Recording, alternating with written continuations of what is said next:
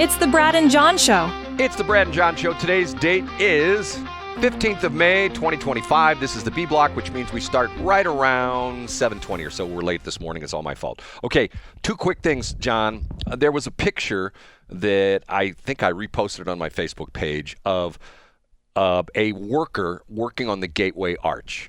And I think the picture is mislabeled because it says this was the last section of the arch to be put in sometime like in May 1964, 65. I can't remember the exact year. And the guy is 630 feet above the ground, and he has on absolutely, positively no PPE.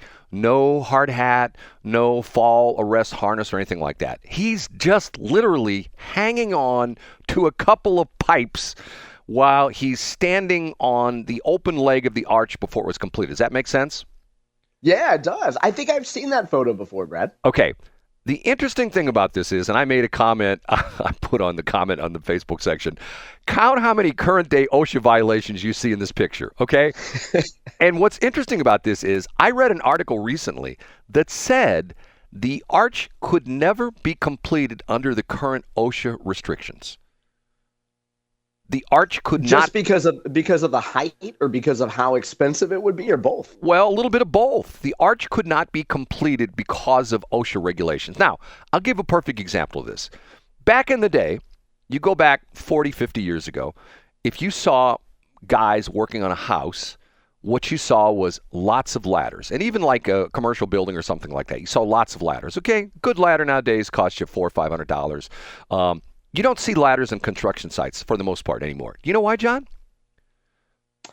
Because people can fall off a ladder. Right. So what you have is you have the man lift, the cherry pickers, whatever you want to have, okay?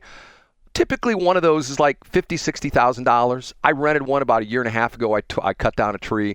For 3 days, it cost me almost $1,400. So I was paying, what, over $400 a day? Think about that. As compared to 40 years ago when you could buy a ladder for $400 and use it for project after project after project after project. But now you're either buying a man lift, or in some cases multiple man lifts, and you're renting those. It gets to the point where you see the expense it comes into as far as the price of things. Get what I'm saying? Yeah, I get absolutely. But I guess the rationale is that if you use one of those lifts, I'm sure that the injury rate is far less than it would be on a ladder. Yes, but going back to the arch example, when they started the arch project, they talked about how it was going to be a very dangerous project for the workers. They said, and I think the exact number, where they said they predicted there would be 5 to 10 deaths from workmen, and at the day, there were no women working on the arch, it was all men, workmen falling to their deaths from the arch. Guess how many were killed building the arch? None. Well, I'm giving you a line there. Oh, excuse me. 0.0. Now, that in itself is amazing when you think about that. And when you think about that none of these guys had on the typical, and anybody who knows is in construction. As a matter of fact, I personally own 3 of them, 3 what they call full body harnesses with the dorsal and the front D-rings and the side positioning rings, and I have all the lanyards and all that kind of stuff. I do a little bit of tower work, but even to the point where if I'm doing roof work, I'm getting up there in age, I usually tie off like a lifeline, and I have like a carabiner that I tied off with, and I usually use one of my smaller fall arrest harnesses, which has just like a what they call a dorsal ring, which is the thing on the back of your on your back, so that, and you tie that off to something, and that kind of thing. And so I guess my point is, are we making progress? Are we not? Is it more important that we have safety for our workers, or is it more important that we have affordable housing and affordable construction? I think I'm going to take the unpopular view and say we need affordable housing and affordable construction, and that casualties are part of putting that together, right? Well, I see. And does it have to be one or the other? I mean, I think just general, wouldn't you say worker safety, if you had to speculate, workers are trained much better in how to go about things in a safe way than they were 50 years ago. Exactly. And that's a big part of it as well, too. And part of it has to do with the fact that the unions have really stepped in and done a lot of this. This is where I praise unions. I get people that say, you're a union hater. No, I'm not a union hater. The unions came into the manufacturing in the United States when it was not unusual for lots of employees, lots of people working the assembly line to get their arms chopped off, their fingers chopped off, hit in the head with hoists and things like that.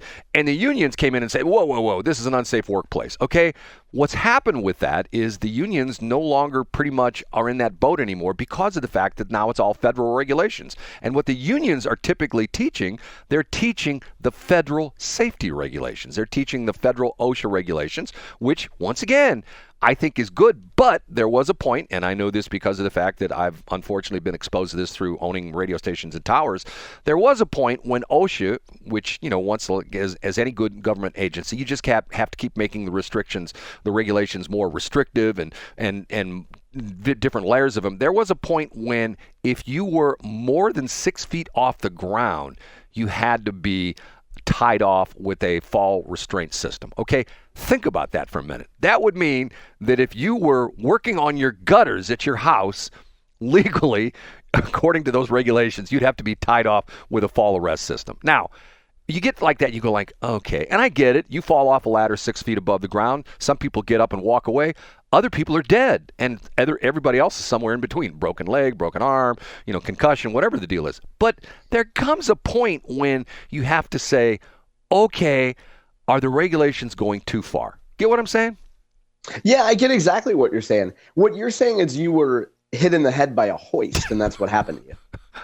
I've been in the hit. I've had 5 concussions in my life, so that's why I'm starting with batty. Okay. I absolutely believe that, Brad. I've told this story once or twice before, and I put myself through college as a police dispatcher at a department in Illinois. And we had the computer system back in the day. We had a teletype machine. That shows how long it's been since I've done that. We had a teletype machine instead of a computer. And we had the law enforcement agency data system. And every 6 months or so, the Illinois State Police District 11 would have a class on learning the system and stuff like that. It was a 2-day class. We had a little conference room we used at some bank building over in Collinsville. And we went through this seminar, 2 days, and it was taught by a state policeman. I think the guy was in their communication division, but he was actually a commissioned state cop, okay? And at the end of the class on the second day, John knows where I'm going with this, the police officer said, and this is my point about data breaches, the police officer said, now boys, and it was all men at the time. That's interesting because most police dispatchers are now women, which is sort of interesting. That's a position that's done a 180, sort of like OBGYNs. They used to be all men, Now they're all women. Okay, so he said the only way to really get good at this is to practice. So I swear this is what he told us. He said, put a notepad in your car, like a little spiral bound notepad in your car, and if you see a good looking gal on the highway, write down her license number. And when you get to work, run that license number and find out where she lives. And you might just want to go over to her house and knock on her door and say, hey, I saw you on the highway the other day. Boy, you're attractive. I'd just like to go to dinner sometime. Think about if that same thing was taught in a class at a police department nowadays. Think about that, John. And we did have, I don't want to get you off track, but we did have a case, and was it Baldwin or Ellisville, where a gentleman who worked at the police department in a leadership position apparently was looking up car and data information on a hot waitress at a local restaurant. Yeah, I know. But see, the interesting thing about it is everybody talks about data protection. It's from the outside. A lot of time it should be from the inside, if you know what I'm saying. Okay. I do know. Yeah, boy, he would. Well, I'll let that analogy go there. But Brad, we might not have time to talk about this today, but speaking of people using a position in a strange way, remember the case that we talked about in the Ferguson-Florissant school district, that sexual harassment case? The same-sex sexual harassment case? Yes. Did you read the update on this? Well, I thought you were going with the one in Riverview Gardens. Have you seen that one? I am, yeah. Well, that gentleman was involved in the Ferguson-Florissant case. Whoa. It's the same guy? So remember, there was a case, and for folks who don't know, and make sure that I get this one right, Brad. So a guy that was the superintendent of the Ferguson-Florissant school district was being sued by two men who at one point worked in the district. And both of those men, and all three of these were black guys, both of those men said that the superintendent had sexually harassed them in a same-sex, gay sexual harassment way. Brad, one of those gentlemen, you will remember, said that he was so frustrated by the situation that he took a job in Riverview Gardens just to get the heck away from Ferguson-Florissant. That gentleman in Riverview Gardens is the guy at the center of a we got to be real careful how we talk about this because we put these clips on YouTube. But that gentleman was at the center of a case in which he has admitted to having contact with middle school students at his school where he is the principal. He encouraged them, according to, I guess, what he has admitted, to having these boys send him videos. There's a whole lot of other things that we can't talk about because of YouTube restrictions. But yeah, Brad, that was the guy that said, hey, I'm gay, but I'm not gay enough to have sex with this guy. Hold it. So he was not the superintendent. He was one of the employees under the superintendent. You're exactly right. He was one of the other employees. Yeah. Okay. And because I read the story, and I guess maybe I didn't read far enough to read into the fact that he used to be in Ferguson-Florissant. God, what does this tell you about education? I mean, it's so frustrating to me. I mean, John, my kids are all grown and have been, some of them have been through college. Some of them dropped out of high school. One of them, my oldest son. I'm so frustrated with our educational system nowadays. I really am. I mean, I'm so frustrated. And by the way, CP, I mentioned this the other morning about the meme I saw online, which had all these different frames. There was like 5 frames. It was like, back in 1925, this is how you went to, we had a horse and carriage, and it said 2025. And then it showed drastic differences in 100 years. And then it showed a classroom in 1925 with the teacher up in front of the class and little Jimmy raising his hand. And then it showed the same classroom with, you could tell our kids had different clothes on. And 100 years later, and it says, some things never change. The idea being education is pretty much the same. So this guy, and if I remember, John, and I'm walking on eggshells here because I don't want to say anything that's not necessarily in the public domain as the news, but he has admitted to some of these things, correct? Yeah. So he said, so this piece, by the way, is brought to us by Dana Reek, R-I-E-C-K of the Post-Dispatch. It's on the main page of the STL Today website. And this guy was principal at Westview Middle School in the Riverview Gardens School District since 2023. And Gerald, the guy's name is Cedric Gerald. Gerald admitted to several of the disclosures, made by the students, police said.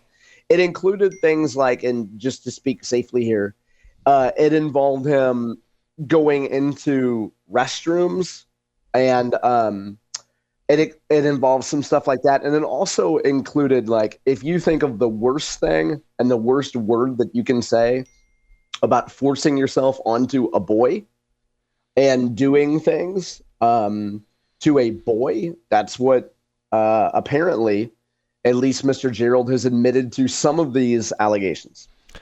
Man. So which tells me, Brad, when he was part of this lawsuit against this gentleman, Mr. Davis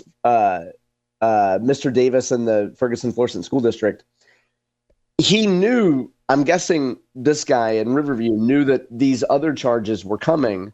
And maybe he thought, I don't know, maybe he thought by making an allegation against Joe Davis, he could cover himself. And by the way, we should point out, Brad, that just because Mr. Gerald did these things with these boys doesn't mean that the superintendent at Ferguson-Florissant didn't act inappropriately with Mr. Gerald.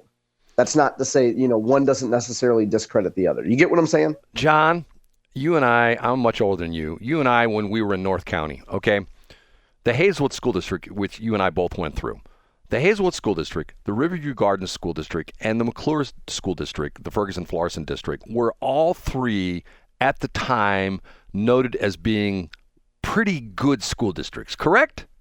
Yeah, I believe even, in the 1980s and the early 90s when I was there, yeah. What the hell happened? I mean, what's going on?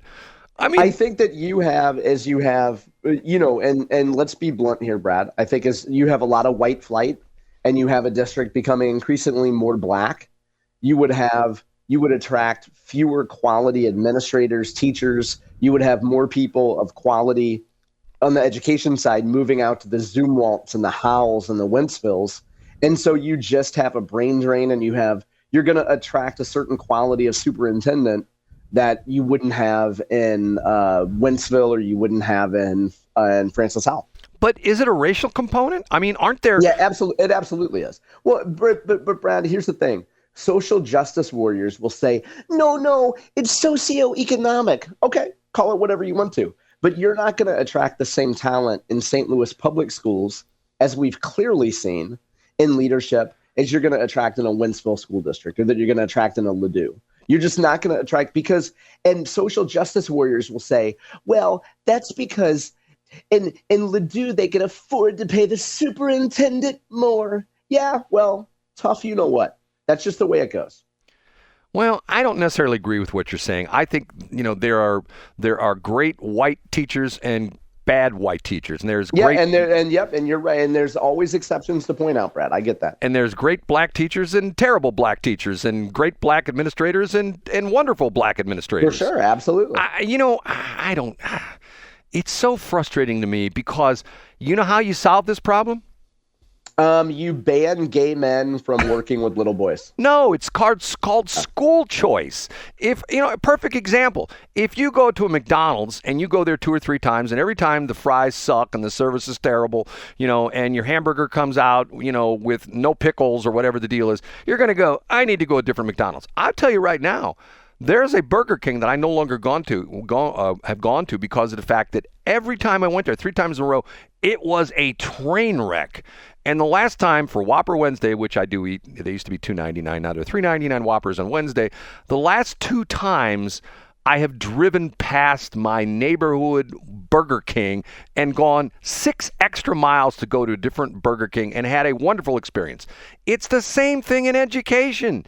If you're in Ferguson-Florissant or Delwood, or there's not a Delwood, but, or Ladue or Rockwood or Lindbergh, and the district goes to crap, and you want to have your kids in public education, I think that if you essentially put the power of choice, and where the school districts have to provide you with a good service, a good product, meaning a good education for your kids, and if they don't, you're going to take your money and move your kid to Rockwood, that would clean up the whole mess. Don't you think, John?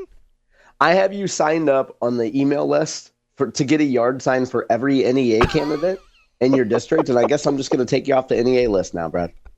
Yeah. By the way, the real reason you don't like Burger King is they stopped giving you paper crowns. No, I got one about a month ago. They said, sir, these are for children. And you said, I have the emotional maturity of a 6-year-old. Well, they said, point taken. When I buy the kids menu, they give me the crown. Okay, we have to take a break.